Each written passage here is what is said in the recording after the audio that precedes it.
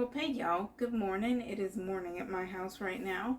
And today, since it is Tuesday, so many people would say Taco Tuesday, you can say that I'm going to teach you how to make another type of tacos. Although it's not tacos like you would think in the sense that Americans do with the maybe lettuce and tomato or anything. For Mexican, tacos are generally anything inside of a tortilla. Generally, yes.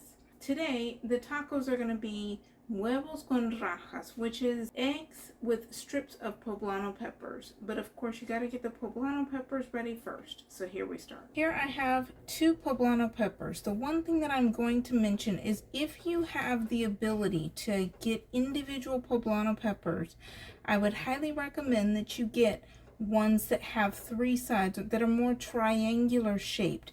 It makes for the toasting of them to be much easier. I got this one because I think it should be triangular enough that hopefully it shouldn't be an issue. And I'm just going to put these 2 right here on my griddle, on my comal. If you need to have more, of course, you can situate them. I know that there were some that they're almost oval in shape, and it's hard when you have the sides like this. But if you have enough that are more triangular shaped, then it makes it that you can kind of situate them in between the triangular shaped chiles. So I'm going to just let these toast for a minute and then I'll be back. This one's starting to definitely look a bit toasted. It's starting to look really good. So I'm going to turn it onto its side. This one kind of sort of could use a little bit, a couple more minutes, but at the same time, I don't want it to get too toasted where it's at. And these are obviously the points that it's hitting the griddle. So just absolutely, you don't want it to go too far, but you want it to be very well toasted.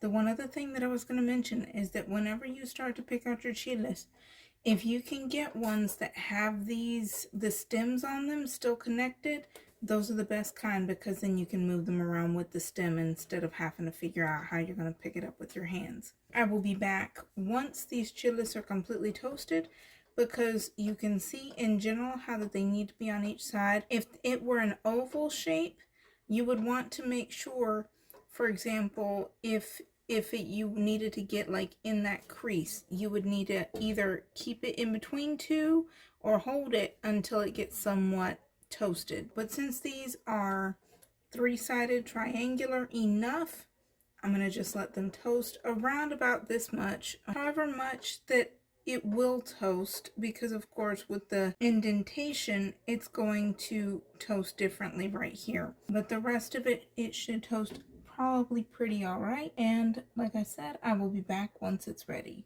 Now, of course, I've got 2 things going at once. I'm getting myself a hot ham and cheese, but I'm finishing up getting these chiles toasted, and they're pretty much done to me. That they look good. This side is indented, so it's probably not going to do much more. Same with this one.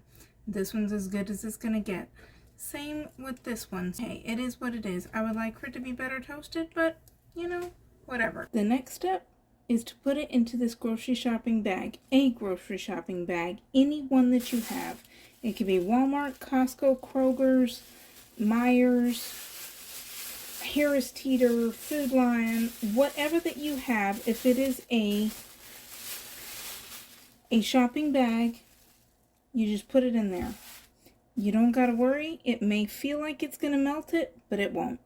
And we're gonna leave that there for a couple of hours at least for it to sweat, and then we'll worry about the rest. I have had approximately probably 3.5 hours pass ever since I put these chiles in this bag. Next step is to skin them. You're going to take the part where you can see that it's kind of lifted up from where it got toasted. You're not going to be able to peel every little bit. It's not possible. But you want to peel it wherever that you've got that toasted area.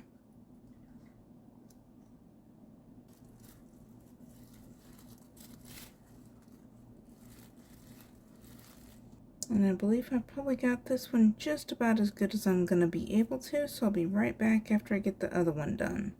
Here goes with the next step. We're just going to pretty much take off that top of the pepper from here, it's pretty much you do you as far as the amount of spice that you're going to want. You can do it just like this. If you want the heat, absolutely leave the veins in there. The seeds do not cook well. I'm going to take that, just put it in half. I'll take those seeds out. I'm going to take this and put this over here so that hopefully y'all can see it. I'm just kind of just scraping them out of there. Not necessarily scraping out those veins. I'm going to let the heat be there, whatever heat that it may be. I hope I don't regret this momentarily, right? And I'm going to get these seeds. There we go with that. I wish y'all could be here and smell this. It smells so good. Then pretty much just about the very last step, other than getting these into the pot, I'm going to just cut them up into strips. Now, quite obviously, you can have these as thick as you want, but I recommend you don't want it to be extremely thick.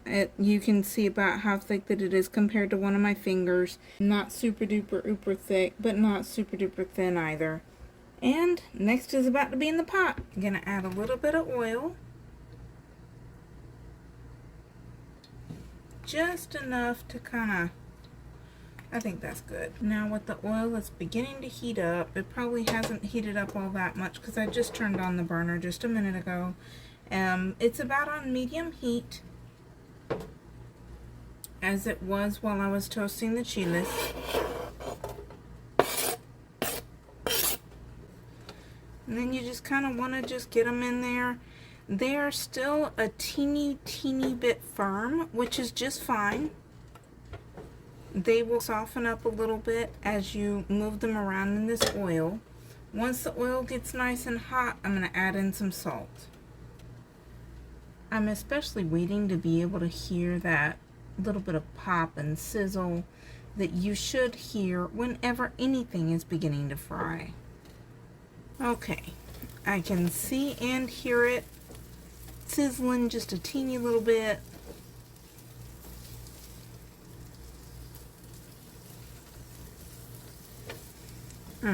I love the smell of poblano peppers, I admit.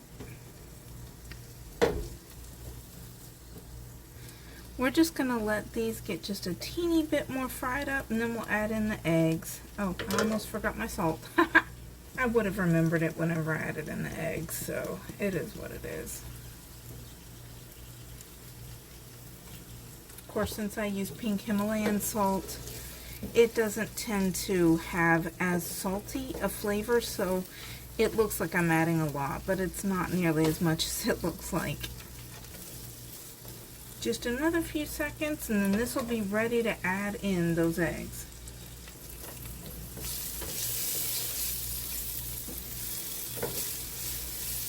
Oh yeah, we're good.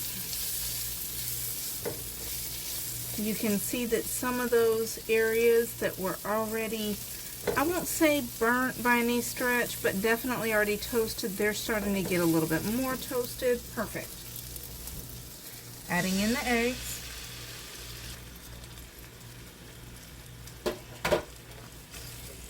And then adding in just a little bit of egg whites, just to kind of add a little bit of protein without adding all sorts of calories.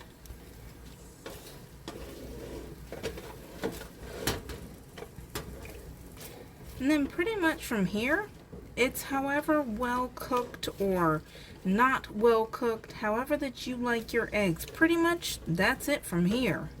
Just keep gently scraping the bottom of that pan. If you don't know how to do eggs, all you do is just keep gently scraping the bottom of that pan until they're cooked, however well that you like them. I like my eggs toasted. Most people don't. And there we go. It's another taco recipe to add to your repertoire for your Taco Tuesdays. And I hope that this recipe is easy to follow along with. If you like my recipes, if you enjoy anything that you've seen on my channel, I hope that you will hit the like button, the subscribe, the bell notification so that you'll know every time that I upload a new video. I try to make sure that it's at least every 2 weeks, if not more frequent. and just to make sure that you know how to do authentic Mexican food. And even if you're an American, never ever step foot in a Mexican kitchen, you can know how to do this. You can do authentic Mexican food, because that was where I was when I first married the ex. And now I can throw down in the kitchen just like any regular Mexican housewife. So absolutely, I hope that I'm helpful. And otherwise, can't think of anything else. This dish, of course, per typical, since it is tacos, is going to be served with tortillas, which of course you may be able to see right here. They are already freshly made, so definitely you can also add sour cream if you like it for the flavor and or to help subdue a little bit of the heat. Absolutely, I enjoy it with some sour cream sometimes too. And absolutely, have a delicious day.